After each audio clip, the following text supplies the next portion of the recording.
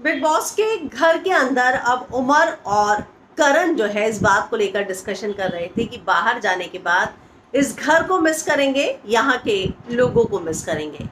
दरअसल garden area में दोनों बैठे हुए थे, जिसके बाद जो है करण कहता है कि घर को जो है वाकई में मिस करेंगे। इस पर उमर कहता है कि सच में बाहर जाने के बाद घर की बहुत याद आएगी, इस घर की आदत सी पड़ गई है। जिस पर करण कहते हैं कि वाकई में मिस करेंगे, पर उमर कहता है कि सिर्फ 2-3 लोगों को मिस करेंगे, कुछ लोग तो ऐसे हैं जिनकी शक्ल भी देखना नहीं चाहेंगे। तो एक बात तो तय है कि करण और उमर जो है इस माइंडसेट में है कि अब बहुत जल्दी, हालांकि आधा शो ही खत्म हुआ है, लेकिन उसके बावजूद उन्हें लगता है कि इस घर में लोगों की और इस घर की ऐसी आदत पड़ गई है कि बाहर जाने के बाद इस घर की याद आएगी।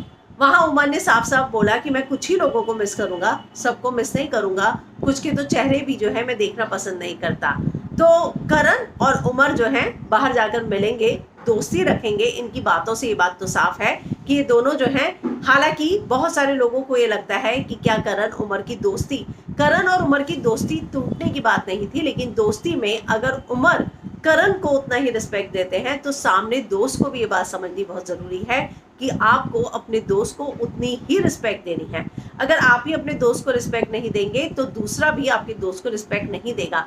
और वही बात जो है अब करण और तेजस्वी के एटीट्यूड में दिखती है कि वो अब उमर को वो रिस्पेक्ट दे रहे हैं जो वो डिजर्व करता था।